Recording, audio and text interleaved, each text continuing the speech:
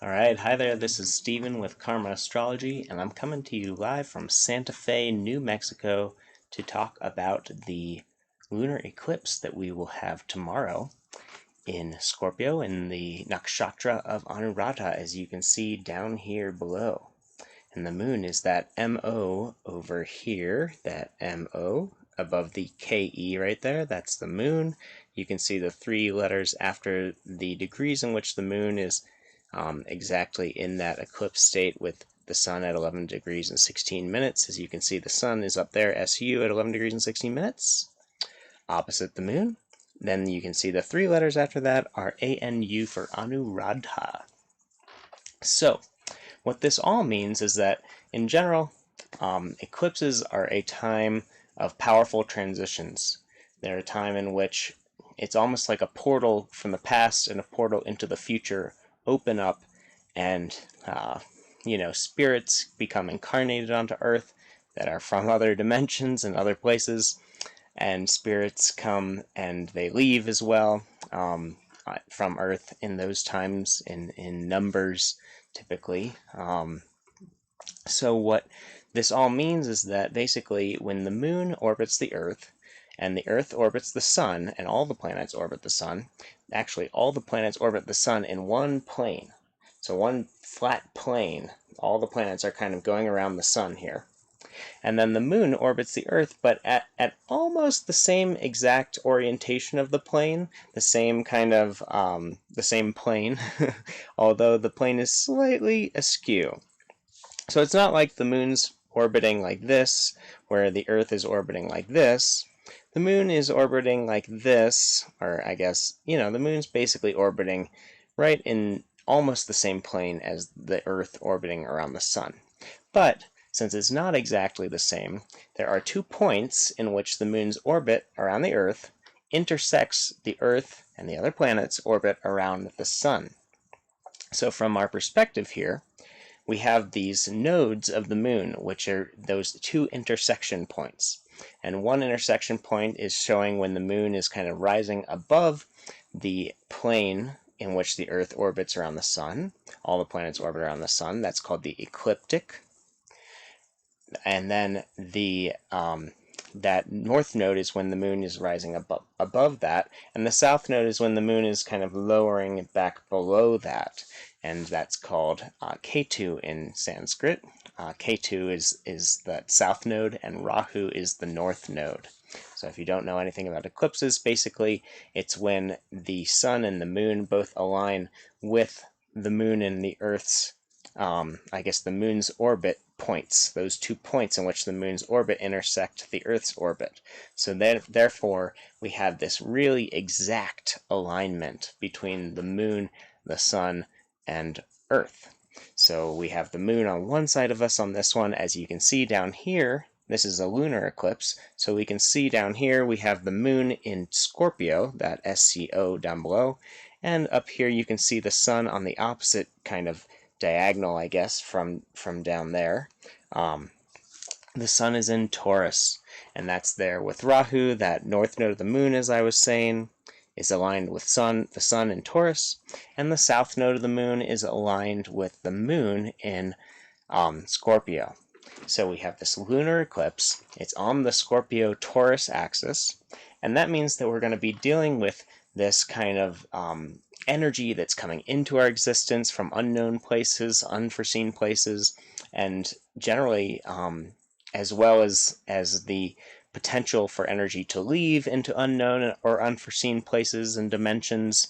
And then we have this kind of past life, or our past energy, coming from this part where the moon is in Scorpio. That Ketu is the past, and the future is up here, that Rahu. So that node of the moon is the future, where the moon is rising up above the plane in which the Earth orbits around the sun. The Ketu is the past, showing where it's going down below that kind of ecliptic, So all of that kind of comes together and shows that this is a very, very powerful time astrologically. These eclipse seasons, since we have a lunar eclipse, and then when the moon kind of travels around and goes down up and around and finally comes into alignment with the sun, it's going to be at the end of Taurus. We'll see that we'll have a solar eclipse. So we have 2 or 3 potentially eclipses kind of back to back, depending on how close the moon and the sun are when there's a full moon or a new moon. A new moon being when the moon and sun are in the same place in the sky from our perspective here on Earth, and a full moon being when the moon and the sun are on opposite sides of the Earth as they are now. So we have this lunar eclipse, and then we'll have a solar eclipse. So that's why we call it an eclipse season, because it's 2 weeks from now we'll have another eclipse. And that'll kind of do it for this season, I think.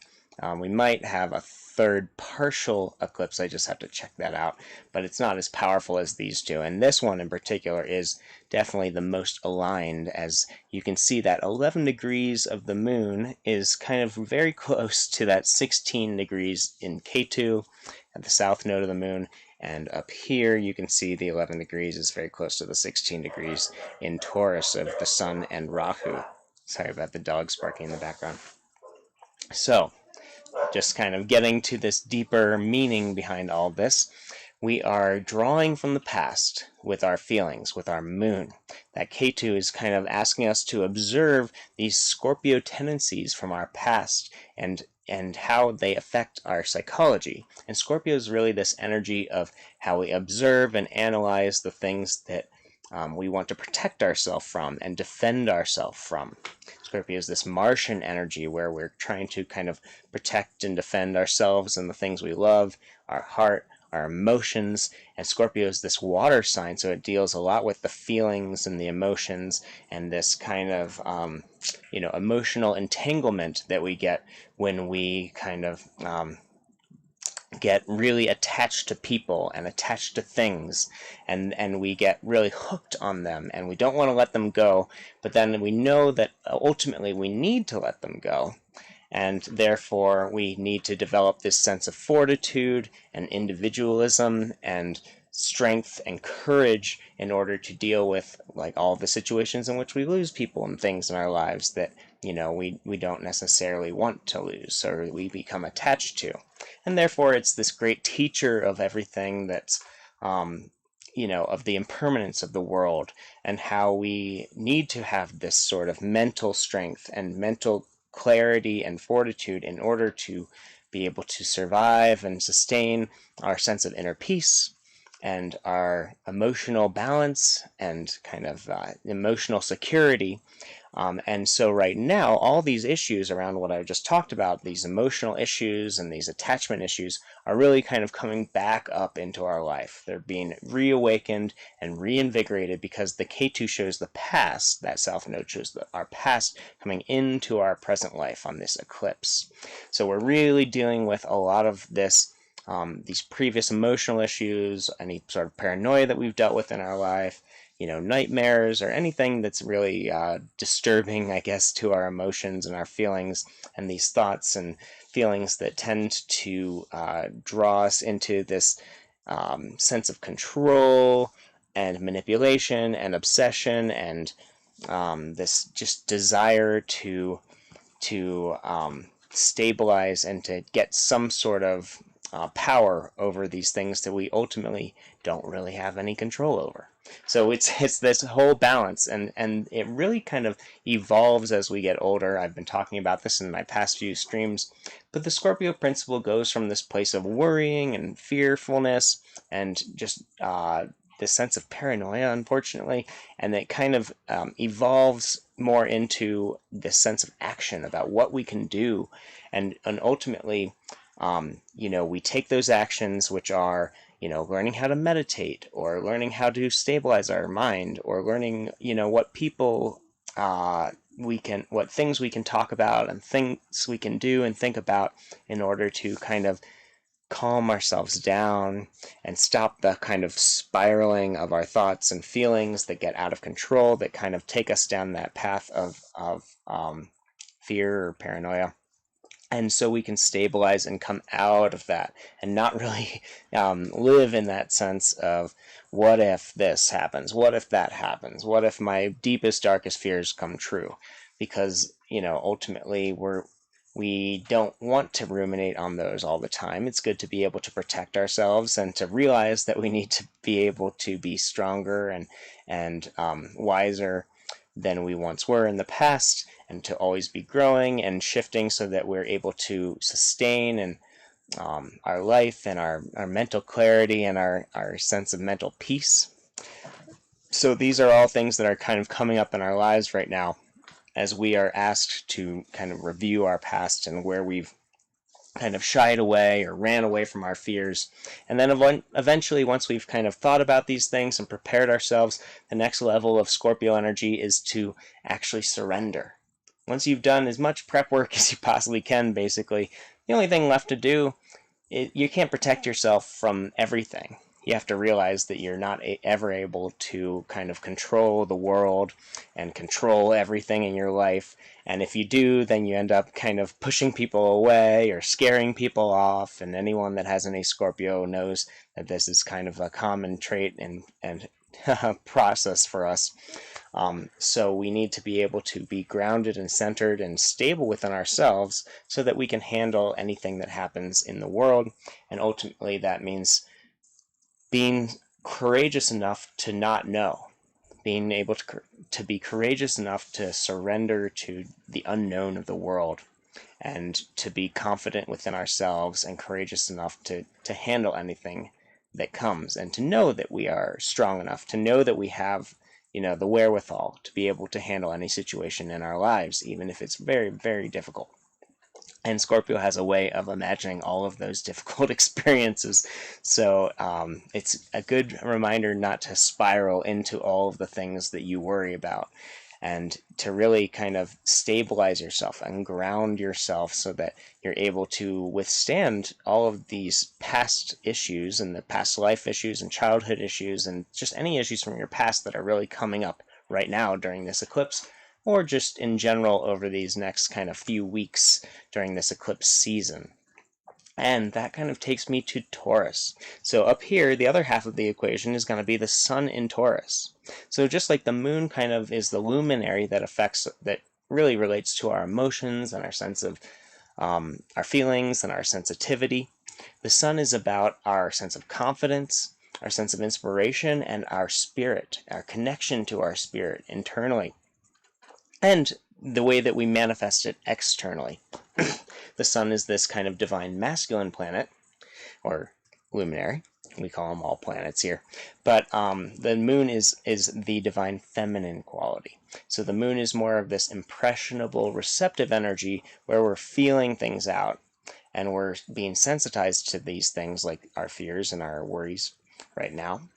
And the sun is where we are kind of inspired to act and inspired to be creative and energetic and give this sense of unique truth in our lives, kind of find what our truth is and how we are this unique person and this unique expression, just like the sun is this its own unique star, even though it's in the galaxy, even though it's in its local star cluster, even though it's in the universe.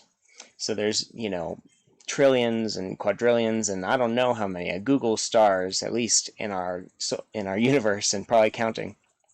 And the sun is this unique individual, just like you are a unique individual in the whole scheme of humanity and our entire race, our entire species. So the sun being in Taurus shows that, well, I'll just talk about Taurus next. Taurus is this part of us.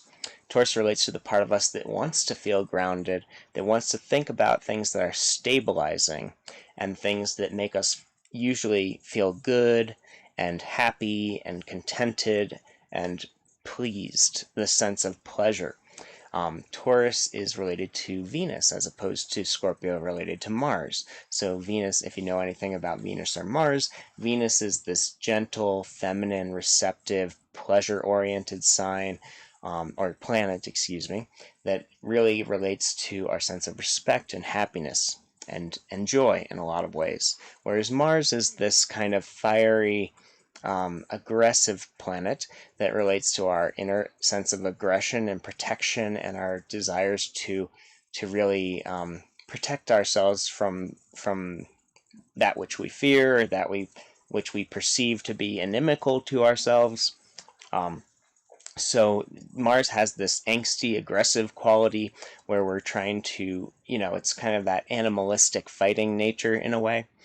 And Venus is more of the humanistic, I guess, social nature inside of each of us that allows us to connect with other people and society at large.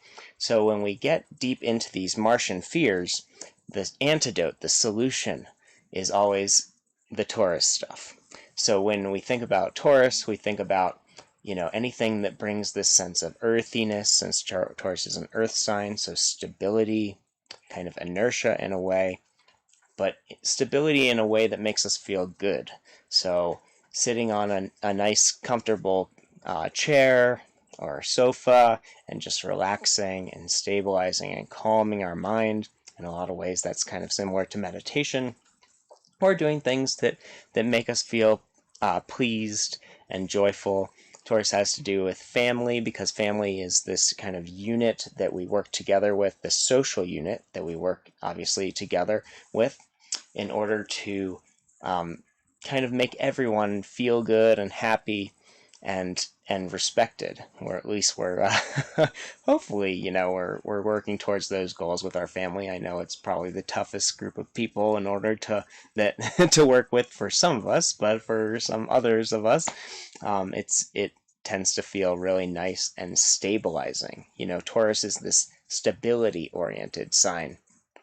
And so the antidote to all these fears and worries that we're thinking about that are coming up from the past is this futuristic Rahu, that north node of the moon, is kind of projecting us into the future rather than out of, where is it down here? This is a little mirrored, so it's hard for me to do this, but out of the past. So we're kind of going out of this part and into this part of the sky, if I can do that clearly. Whatever, you kind of get the picture, I hope. But Taurus will give you this this kind of gentle, pleasure-oriented energy that we're looking for, that'll calm our minds, that'll calm our emotions, and allow us to feel more steady, and in this case, with the sun there, more confident. So the sun, our confidence, our sense of righteousness, our sense of honor and integrity, is very much aligned right now, as it has been for the last couple weeks, with our ability to feel good and to find pleasure in our lives, and to give that pleasure and create that for other people. And that could be through like cooking good food, or creating beautiful artwork, or some sort of craft. I like to call Taurus the sign of the craftsman or craftswoman, because it is about building something, this kind of earthiness of building, and creating something tangible, something solid in a lot of ways, that will provide joy and happiness to other people. So when we get caught up in those, what I'm trying to say is, when we get caught up in those mind spirals of Scorpio, if you're fearful, if you find yourself just harping on the negative, then you need the reminder to focus on the things that kind of bring a sense of stability and peace and happiness into your life.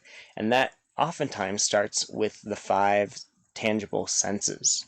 So, if you're spiraling, it's good to smell something good, to look at something beautiful, to listen to music that makes you feel uplifted and that feels pleasant on your ears, or any sort of sounds. I listen to ASMR and I love that shit. It's just really relaxing and pleasant, and it kind of makes my brain waves go into that kind of theta or delta or whatever state that it is. I don't know what Greek letter it is, but it's one of those states of mind that allows me to really calm and find this ease, rather than necessarily the mindset when I'm focused on kind of routing out my fears and my worries and all of those things that are coming up from the Scorpio part of this equation. So it's good to be able to focus on the things that are giving us problems, that we're worried about losing, and those people that we're worried about losing connection with, and kind of eventually all the things that you could possibly worry about. That's kind of Scorpio's whole realm. But the only way that we can do that is if we're grounded in the first place. And that could be, just starting off by, eating some chocolate, or, smelling something, so doing some aromatherapy, or taking a bath, or anything, getting a massage. These are all really wonderful things that can ground us so that we can focus on more of the difficult issues in our past that are kind of coming up right now in our lives. And if we just focus on those difficult issues without grounding, without finding that Taurus side of it, we'll see that we'll become unbalanced, and we will kind of lose our mental stability, and that is obviously paramount. Having our mental stability is very important to be able to do anything in life. Balance is key. So that's kind of the general gist of this. We're going to be the good news is that we're going to be much more easily focused on the Taurus stuff because of the north node of the moon. It's going to draw us into it. That south node of the moon has a tendency, where Scorpio is that K2 down there, Ke. Sorry, I'm like pointing all over the place, but K2 has a tendency to make us more critical and feel like we're kind of cut off from things.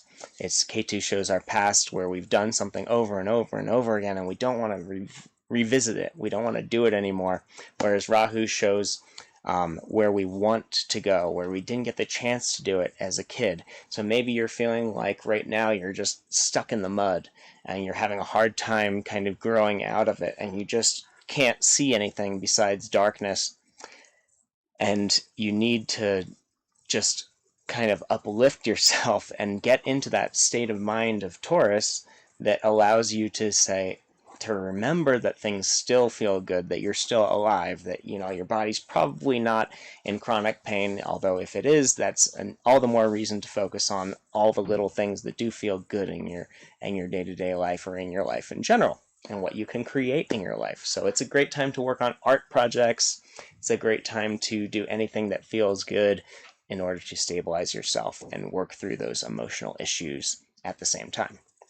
And that kind of takes me to this Anuradha aspect of this full moon. Anuradha is the kind of sub-constellation. In Vedic astrology, we have 27 constellations that the wise people of the Indus River Valley civilization kind of identified and segmented the sky into 13 degrees and 27 kind of sections.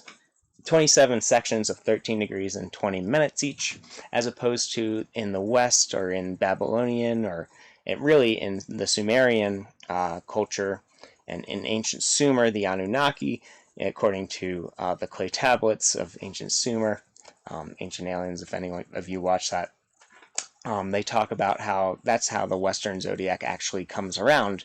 That 12-sign zodiac that you can see around me right now is actually based on where these different sections, 30-degree sections of the sky. So there's 12 30-degree sections, and there's 27 13-degree and 20-minute sections that all equal 360 degrees, of course, the degrees in the circle around us.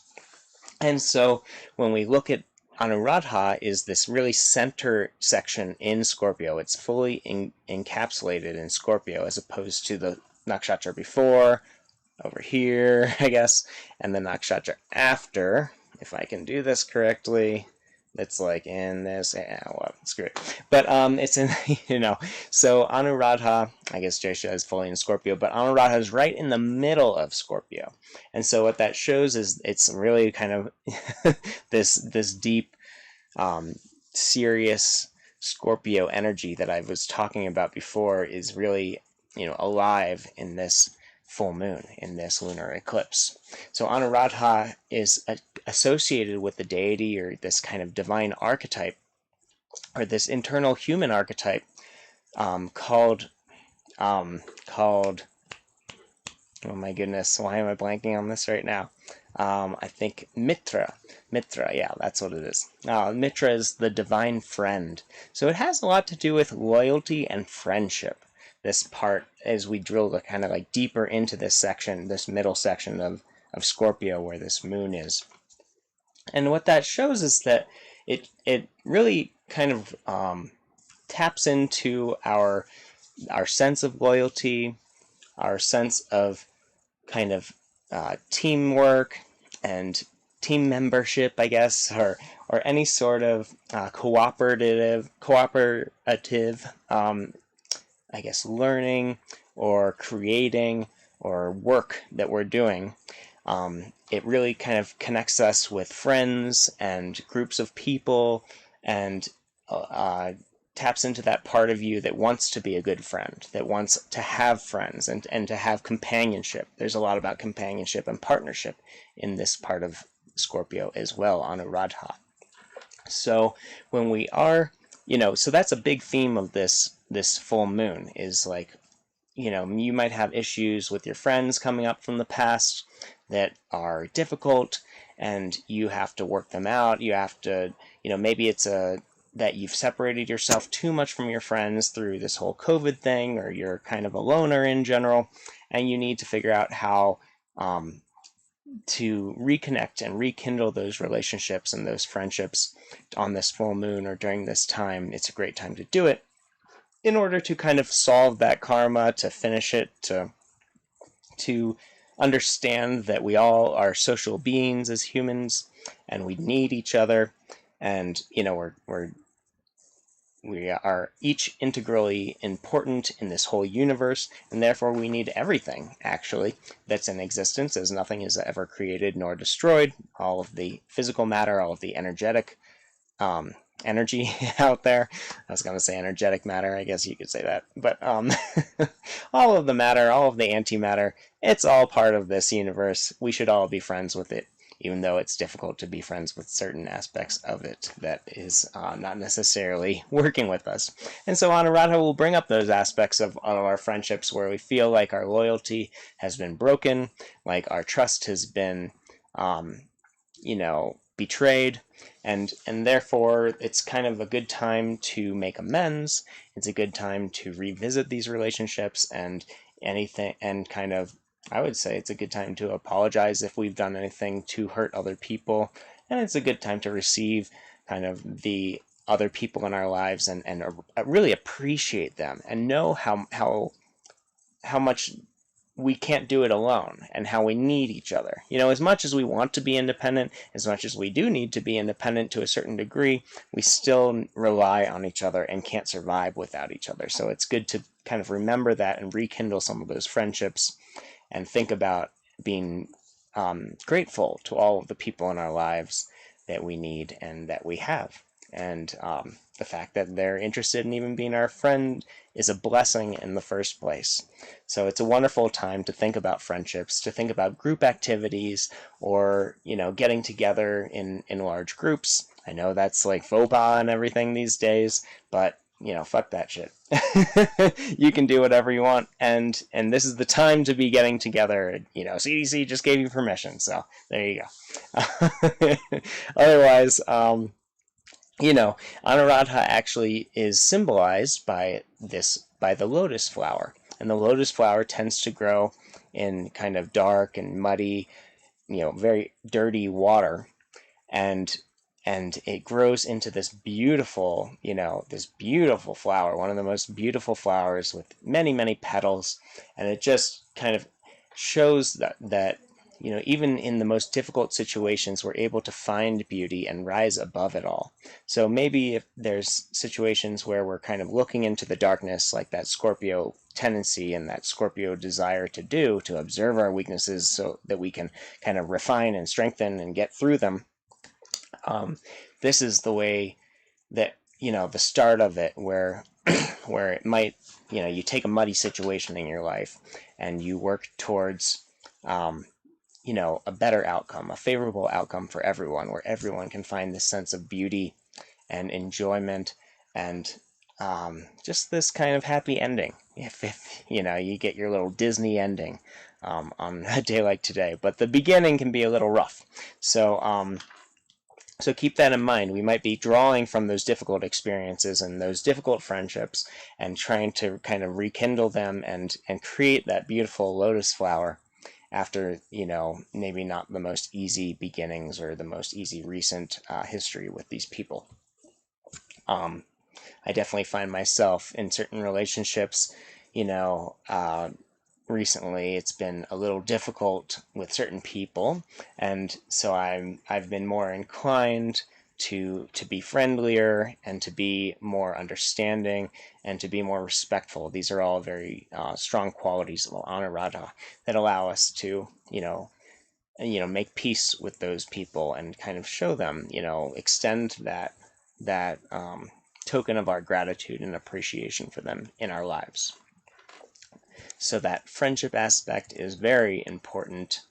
There's also this aspect of, I guess, kind of being devoted, and that can be not just with friends, but that's to any sort of, spiritual practice or religion or teacher figure or anyone in our lives really that we care about, that we want to kind of nurture a relationship with or gain some sort of evolutionary kind of uh, I guess growth with. So it's a good time to be devoted to your spiritual practices or devoted to your relationships, devoted to the people in your life that are very important to you, that influence you and help you, and to express that gratitude. It kind of gives us this warm, approachable nature because we understand that, when we spend so much time in this kind of scorpionic mindset of worrying about like losing people, we get this deeper appreciation for who they are and what roles they play in our lives. So it's good to kind of play on that appreciation in a positive way, and allow it to come out as this sense of warmth and gratitude and generosity and approachableness. It's a good day to work on your approachableness and to not get too stuck in the weeds, to not get too down into the mud, and to really focus on kind of lifting ourselves up out of that and finding this sort of connection and building this, bridging this sort of peace and harmony as, Taurus is, or Taurus up here, I don't know where I'm pointing right now, but, that's kind of a Taurian theme as well. And then let me just show you, I'd like to just end this with showing you what it looks like in the sky so you can get a good picture of it. It's going to be absolutely beautiful. This is called a blood moon because it's dark orange and red. And don't get scared about the word blood, even though, things tend to happen on eclipses that aren't necessarily pleasant for some people. And in some parts of the world, there tends to be a lot of confusion that kind of comes from eclipses. And in that regard, it could lead to bloody situations, unfortunately, but hopefully not for you. And you can see here on the sky map that the moon is in this section of Scorpio up here. We get the, it just came out of Libra over here, and it's moved now into kind of the three-pronged head, or the claws and the head of the scorpion over here, and you can see that this is Antares. That's actually Jish, the next nakshatra that the moon will be in tomorrow. But in general, tomorrow as in a day and a half from when I'm recording this, but probably tomorrow from when you're watching this. And then the moon, you can see, is up here near these kind of stars up in the top of Scorpio. And that is a beautiful constellation. There's the tail down there, and there's Sagittarius, the little Yoda head or teapot, whatever you want to call it. So that's what it looks like, and that's going to be coming out obviously at sunset because the sun is opposite the moon directly, as we've been talking about, just to put it all together for you. And so it's actually going to be visible in